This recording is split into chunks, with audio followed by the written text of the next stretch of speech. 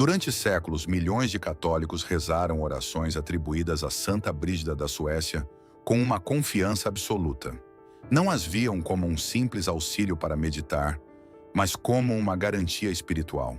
Repetiam-nas continuamente com a convicção de que traziam promessas extraordinárias. Libertar almas do purgatório, proteger de uma morte repentina e abrir de forma segura as portas do céu. Muitos fiéis não as recitavam apenas com devoção, mas também com uma segurança quase matemática. Contavam cada oração, vigiavam cada repetição, cumpriam cada ciclo com a esperança de que, ao final, aquelas fórmulas garantiriam sua salvação eterna. E então surgiu uma realidade que quase ninguém esperava. O Vaticano falou. Não o fez com uma observação vaga, nem com uma correção discreta. Fez-no por meio de uma advertência oficial. O que declarou deveria ter sacudido completamente a consciência daqueles que haviam depositado sua confiança naquelas promessas. A Santa Sé afirmou que a suposta origem sobrenatural dessas promessas era incerta. Não era uma questão menor. Não era uma dúvida sem importância. Era uma advertência direta contra a difusão de afirmações que milhões de pessoas haviam tratado como se fossem totalmente seguras. Aqui começa o verdadeiro problema desta história, porque Santa Brígida de fato teve visões autênticas. Sim, contemplou a paixão de Cristo com uma intensidade avassaladora. Sim, deixou testemunhos místicos que a Igreja examinou com seriedade. Suas descrições do sofrimento de Cristo e da dor da Virgem Maria figuram entre as mais impactantes de toda a literatura cristã. Mas os livros devocionais populares não contaram toda a verdade. As famosas promessas unidas ao seu nome não aparecem em seus escritos aprovados. Os números precisos, as garantias automáticas e as recompensas extraordinárias que tantos repetiram durante gerações não procedem de suas visões autênticas, tal como foram reconhecidas pela Igreja. E aí nasce a inquietação que percorre todo este tema. Como pôde uma devoção tão difundida ficar cercada de afirmações que a própria Igreja nunca confirmou como autênticas? Como chegaram tantos crentes a confiar mais em pequenos folhetos devocionais do que no que realmente ensinou a autoridade eclesial? Quantas pessoas pensaram que estavam construindo uma vida espiritual sólida, quando na realidade repousavam sobre promessas incertas? Hoje não vamos falar de lendas piedosas, nem de rumores repetidos sem exame. Vamos entrar em uma história documentada. Vamos distinguir entre o que Santa Brígida viu de verdade, o que a Igreja aprovou realmente e o que mais tarde foi proibido. Porque quando a oração se torna uma fórmula automática, deixa de ser encontro e corre o risco de se transformar em algo muito mais perigoso, uma ilusão espiritual. Para compreender por que este caso é tão delicado, primeiro é preciso entender quem foi realmente Santa Brígida da Suécia. Não falamos de uma figura marginal, nem de uma visionária esquecida às margens da história cristã. Falamos de uma mulher cuja vida, cujos escritos e cujas revelações foram levados com tal seriedade que a Igreja os examinou por gerações. Sua autoridade espiritual não nasceu de uma devoção popular tardia, mas de uma trajetória marcada por visões profundas, responsabilidade pública, sofrimento pessoal e uma influência real dentro da cristandade de seu tempo. Brígida nasceu por volta do ano 1303, no seio de uma das famílias mais poderosas da Suécia. Seu pai, Birger Persson, era governador de Uppland e um dos grandes proprietários de terras do reino. Desde criança, cresceu cercada de privilégios, deveres e expectativas próprias da nobreza. Tudo em seu ambiente parecia prepará-la para uma vida distinta, dentro da ordem social de sua época. No entanto, muito cedo começou a ocorrer algo que a separou de qualquer outra jovem de sua condição. Aos 7 anos teve sua primeira visão. A Virgem Maria lhe apareceu e colocou-lhe uma coroa sobre sua cabeça. Aos 10 anos, chegou a experiência que marcaria profundamente toda a sua existência. Viu Cristo crucificado, ensanguentado, dilacerado pela dor. A cena foi tão intensa e tão viva que a menina sentiu que estava realmente diante do Calvário. Movida por uma impressão que jamais a abandonaria, Perguntou ao Senhor quem lhe havia feito aquilo. A resposta foi direta e ficou gravada em sua alma para sempre. Aqueles que me desprezam e rejeitam meu amor. Essa frase não foi para ela uma imagem passageira. Foi a chave espiritual que acompanhou toda a sua vida interior. Aos 13 anos, casou-se com Ulf Gudmarsson em uma união arranjada, como era habitual em seu mundo. No entanto, aquele matrimônio não se reduziu a uma aliança familiar. Tiveram 8 filhos e construíram uma vida compartilhada na qual a fé ocupou um lugar central. Juntos administraram suas propriedades, participaram da vida da corte e avançaram em uma prática religiosa séria. Este detalhe é importante, pois mostra que Brígida não foi uma mística afastada do mundo desde o início. Conheceu a vida familiar, a maternidade, as obrigações sociais e as responsabilidades concretas antes de entrar plenamente na missão espiritual pela qual mais tarde seria lembrada. Quando Ulf morreu em 1144 no mosteiro de Alvastra, a vida de Brígida mudou de forma radical. A partir desse momento, sentiu um chamado mais total e mais exigente. Fundou a Ordem do Santíssimo Salvador em Vadstena e estabeleceu uma regra que, segundo ela, procedia diretamente das revelações recebidas de Cristo. Pouco depois, em 1349, enquanto a Europa era atingida pela peste negra, viajou a Roma por ocasião do jubileu e já não regressou à Suécia. Durante 23 anos, viveu em Roma, recebeu novas visões, ditou suas revelações a confessores que as traduziram do sueco para o latim e tornou-se uma das vozes proféticas mais ouvidas de seu tempo. Após sua morte, sua figura não caiu no esquecimento. Foi canonizada pelo Papa Bonifácio IX, em 7 de outubro de 1391. Mais tarde, diversos concílios e teólogos examinaram seus escritos e os consideraram conformes com a fé ortodoxa e dignos de crédito piedoso. Séculos depois, João Paulo II nomeou-a copadroeira da Europa. Tudo isso demonstra algo essencial. As visões autênticas de Santa Brígida foram de fato tratadas com enorme seriedade pela Igreja. Precisamente por isso, torna-se tão necessário distinguir entre essas revelações examinadas e aprovadas e as orações ou promessas que muito depois foram colocadas sob seu nome, sem a mesma base nem a mesma garantia. O que Santa Brígida viu realmente em suas visões é uma das razões pelas quais seu nome deixou uma marca tão profunda na espiritualidade cristã. Não foram cenas vagas, nem reflexões simbólicas, nem meditações adornadas com uma linguagem distante. Suas revelações sobre a paixão de Cristo aparecem com uma força quase insuportável. Nelas não há conforto, não há doçura artificial. Há dor, sangue, impotência e uma proximidade tão intensa ao sofrimento do Senhor que quem escuta essas descrições compreende que não está diante de uma simples devoção repetitiva, mas diante de um chamado a contemplar o sacrifício de Cristo com o coração aberto. Durante seus anos em Roma, Brígida recebeu uma visão particularmente estarrecedora dos últimos momentos de Cristo na cruz. Naquela experiência, não só viu o Senhor agonizante, mas também a Virgem Maria ao pé do Calvário, obrigada a presenciar o suplício de seu filho, sem poder desviar o olhar nem oferecer alívio algum. Brígida quis compreender o que a Mãe de Deus realmente tinha visto naquele instante final. E a resposta que recebeu não foi uma explicação abstrata, mas uma cena viva, concreta e devastadora. Cristo mostrou-lhe o momento em que sua morte se aproximava e o sofrimento atingia seu extremo. Revelou-lhe que seu coração explodiu por uma dor impossível de suportar. Seu corpo inteiro tremeu.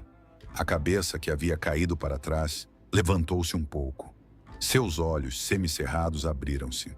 Sua boca ficou aberta de tal maneira que podia ser vista a língua ensanguentada. Tudo naquela imagem transmitia o limite físico do sofrimento. Não era uma representação suavizada do Calvário. Era a visão de uma morte real, sagrada, brutal e oferecida por amor. Mas a visão não parava na crueza do sofrimento corporal. Brígida também contemplou os soldados, a multidão, a escuridão que cobria a terra e Cristo pronunciando suas últimas palavras antes de entregar o Espírito. Viu o instante em que a morte reclamou seu corpo. E, no entanto, o centro espiritual da revelação ia ainda mais longe. Cristo levou-a a compreender como as almas respondem diante de sua paixão. Fez-lhe ver a diferença entre quem contempla de verdade suas chagas e quem simplesmente pronuncia palavras sobre elas sem se deixar transformar. Na visão, Cristo expressou uma verdade que atravessava não só aquele momento histórico, mas todas as gerações futuras. Mostrou-lhe que muitos falam de suas feridas sem vê-las realmente. Muitos repetem orações sobre seu sofrimento sem experimentar verdadeira dor pelo pecado. Muitos recitam fórmulas sobre a paixão sem serem movidos ao arrependimento nem ao amor. Aí estava a ferida mais profunda deste tema. Não bastava nomear as chagas de Cristo. Não bastava repetir devoções de cor. Se o coração permanecesse frio, a repetição não produzia a resposta que a paixão exige. Brígida compreendeu então que a paixão não era apenas um fato passado que devia ser recordado, mas uma realidade espiritual que pede uma reação viva da alma. As palavras mais belas sobre o sofrimento de Cristo não significam nada se não despertarem amor verdadeiro. A recitação mais exata não significa nada se não conduzir à conversão.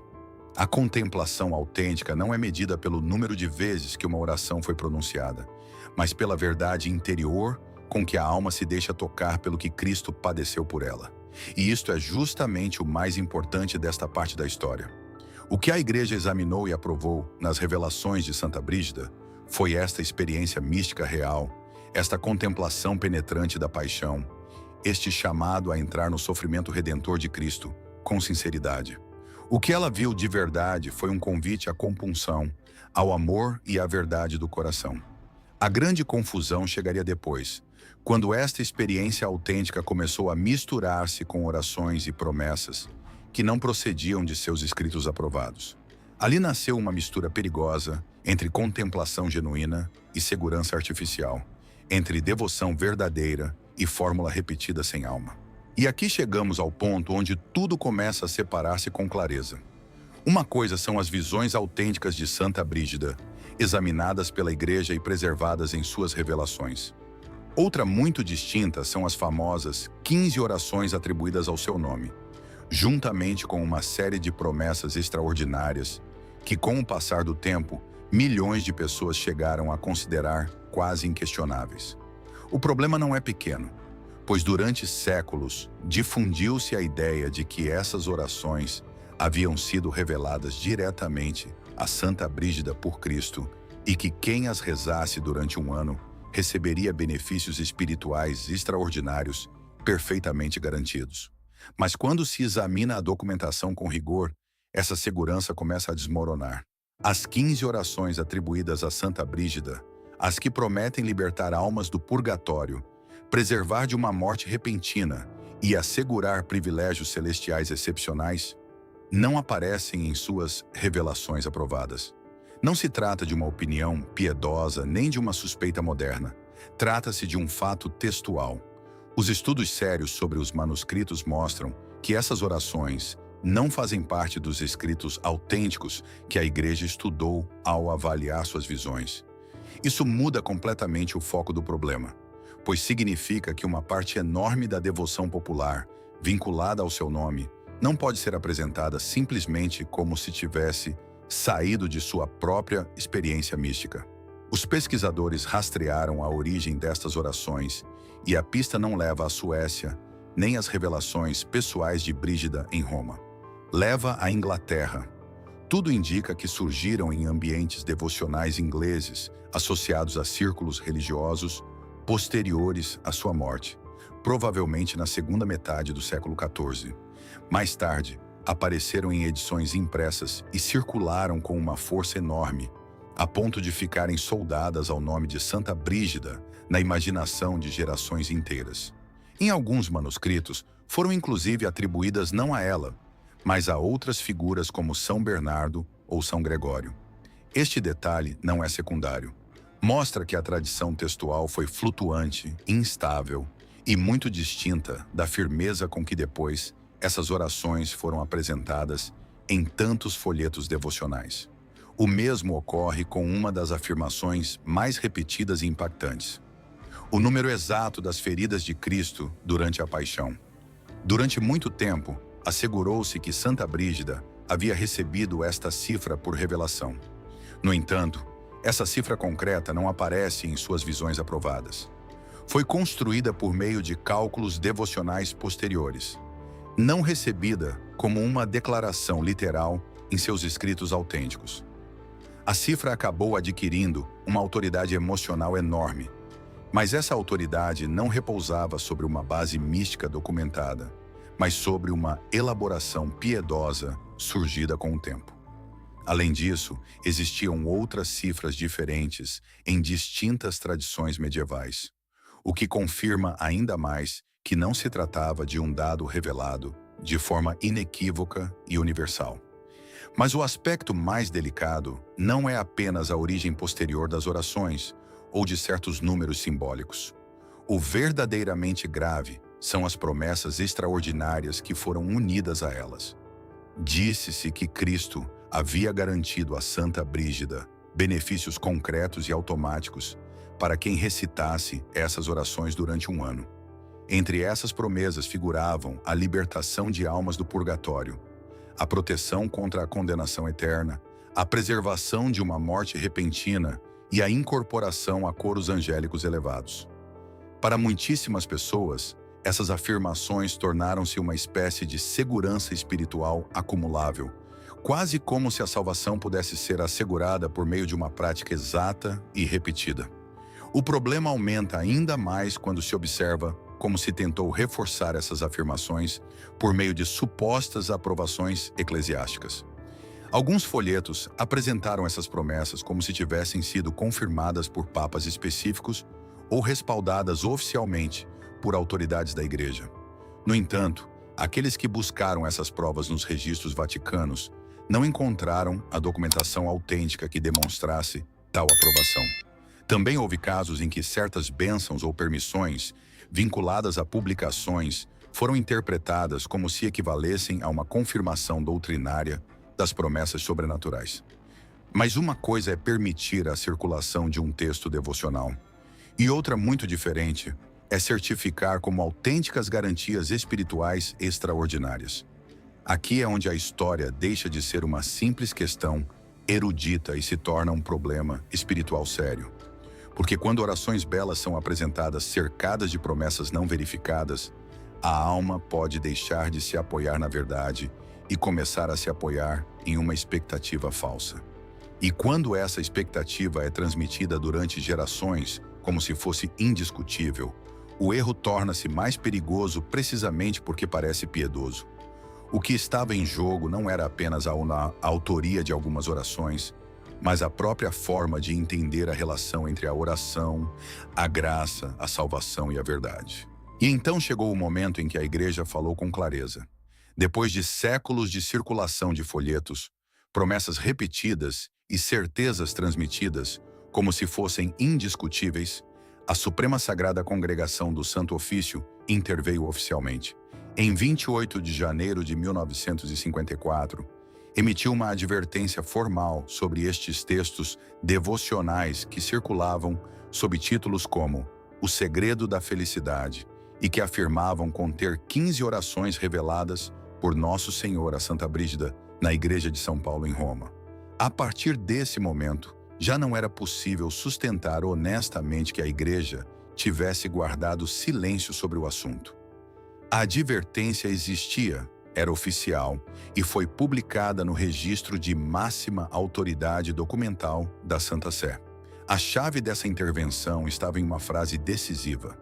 A Igreja declarou que as promessas atribuídas a estas orações tinham uma origem sobrenatural incerta. Essa palavra muda tudo.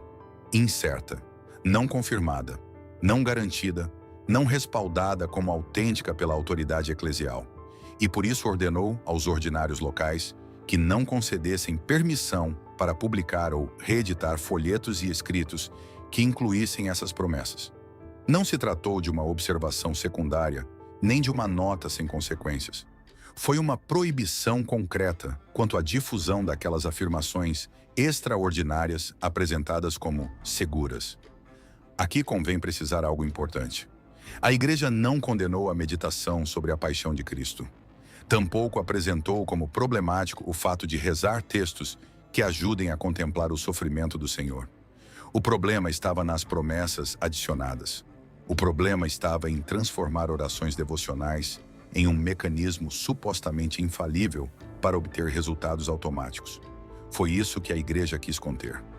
A ideia de que certas fórmulas, repetidas um número determinado de vezes, pudessem garantir por si mesmas benefícios espirituais extraordinários sem atentar para a disposição interior da alma. E aqui aparece a verdadeira ferida espiritual, que atravessa toda esta história. Quando a oração deixa de ser encontro e se torna cálculo, a alma entra em uma lógica profundamente perigosa. Começa a pensar que pode se assegurar diante de Deus mediante uma mecânica precisa. Começa a confiar mais na repetição do que na conversão, mais na fórmula do que na verdade interior, mais na acumulação de atos devocionais do que no arrependimento sincero, na confissão honesta e no amor real a Cristo. Nesse momento, o que parecia piedade começa a roçar a superstição. A diferença entre devoção e superstição é precisamente uma das grandes lições deste caso. A devoção autêntica utiliza palavras, orações e práticas piedosas como caminho para se aproximar de Deus com mais amor, mais humildade e mais verdade. A superstição, em contrapartida, tenta usar essas mesmas práticas como se fossem instrumentos que obrigassem Deus a agir de uma determinada maneira. A devoção abre o coração. A superstição tranquiliza a consciência sem transformá-la. A devoção busca Cristo. A superstição busca segurança automática. E quando uma pessoa começa a rezar pensando que o simples cumprimento externo de uma fórmula garante a salvação, já não está entrando mais profundamente na fé, mas deslizando para uma relação deformada com o sagrado. Isso é exatamente o que tornava tão grave a difusão destas promessas. Não apenas porque sua origem não estivesse verificada, mas porque fomentavam uma maneira equivocada de viver a vida espiritual. Podiam levar o crente a pensar que seu destino eterno estava garantido por uma prática exata, mesmo que sua vida interior não correspondesse a essa esperança. Podiam alimentar a ilusão de que bastava completar uma corrente de orações para ficar espiritualmente a salvo. Mas nenhuma fórmula substitui o arrependimento. Nenhuma promessa incerta substitui a conversão. Nenhum texto devocional pode ocupar o lugar de uma relação viva com Deus. E talvez o mais inquietante seja que, mesmo após aquela advertência oficial, muitos desses folhetos continuaram circulando entre os fiéis. Continuaram sendo difundidas as mesmas afirmações, as mesmas garantias, as mesmas promessas extraordinárias, muitas vezes sem explicar o que a Igreja realmente havia dito. Desse modo, milhões de pessoas continuaram rezando, sem saber que existia uma distância enorme entre a beleza das orações e a falta de fundamento das promessas que as acompanhavam. A advertência estava dada, mas não chegou com a mesma força a todos que precisavam conhecê-la. Por isso, esta história não pertence apenas ao passado. Continua sendo atual porque obriga cada crente a se perguntar sobre que base sustenta sua vida de oração. Sobre uma relação sincera com Cristo ou sobre promessas repetidas sem exame? Sobre a verdade ensinada pela Igreja ou sobre o costume herdado de folhetos populares? Sobre o desejo real de amar a Deus ou sobre o medo de assegurar benefícios espirituais mediante uma prática calculada? No fundo, a advertência da Igreja não destrói a oração. Purifica-a, arranca-a da superstição para devolvê-la ao seu lugar verdadeiro, o do amor, da verdade e da conversão do coração. E agora a pergunta já não recai sobre os folhetos, nem sobre os copistas medievais, nem sequer sobre os erros devocionais transmitidos por séculos. Agora a pergunta recai sobre cada pessoa que escuta esta história. Porque depois de conhecer o que Santa Brígida viu realmente, depois de entender que as famosas promessas não procedem de suas revelações aprovadas, e depois de saber que a Igreja advertiu oficialmente sobre sua origem sobrenatural incerta, já não é possível permanecer na mesma comodidade espiritual de antes. A verdade obriga a olhar para dentro. Obriga a examinar não só o que se reza, mas como se reza e em que se colocou realmente a confiança. Talvez muitos descubram aqui algo incômodo. Talvez durante anos tenham repetido estas orações acreditando que bastava cumprir uma prática exata para ficarem protegidos. Talvez tenham pensado na oração mais como uma garantia do que como uma relação.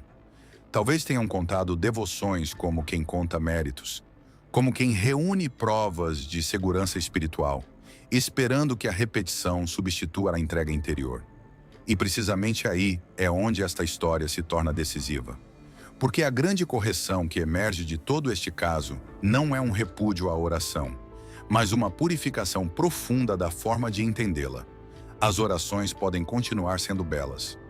A meditação sobre a paixão de Cristo continua sendo uma das práticas mais poderosas da vida espiritual.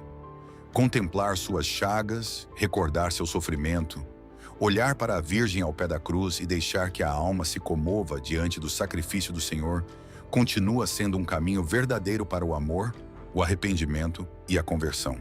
Nada disso é destruído. O que deve cair é a ilusão de que uma fórmula age automaticamente.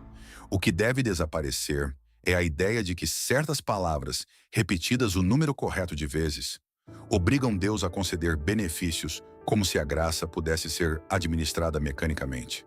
A verdade de fundo é muito mais exigente, mas também muito mais limpa. Deus não quer uma repetição vazia, não quer um cálculo supersticioso, não quer uma alma que se aproxime dele apenas para garantir um resultado. Quer o coração, quer a verdade interior, quer uma fé que não se esconda atrás de fórmulas, mas que se deixe transformar. A oração autêntica não é uma transação, não é um contrato, não é uma técnica, é um encontro. E nesse encontro, a alma não comparece com direitos acumulados, mas com necessidade, com humildade e com desejo sincero de misericórdia. Por isso a conclusão desta história não deveria ser o medo, mas o despertar. Quem rezou estas devoções com uma confiança mal orientada ainda está a tempo de recomeçar. Ana ainda pode abandonar a mentalidade automática e entrar em uma relação mais verdadeira com Cristo. Ainda pode passar da repetição ao amor, do cálculo à confiança autêntica, do costume herdado à fé consciente. Nada está perdido para quem aceita a verdade e decide rezar a partir dela. Pelo contrário, talvez pela primeira vez essa pessoa comece a orar de verdade. Convém então fazer perguntas que incomodam, mas que podem salvar uma vida espiritual inteira. Tenho confiado em promessas que nunca foram confirmadas como autênticas?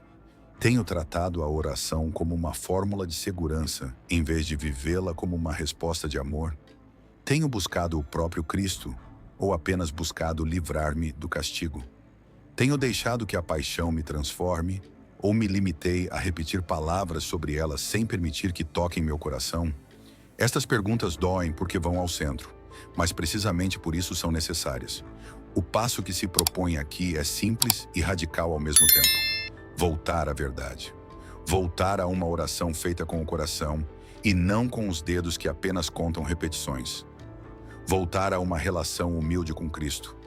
Voltar à confissão sincera, ao arrependimento real, ao desejo de amar mais do que ao medo de assegurar resultados.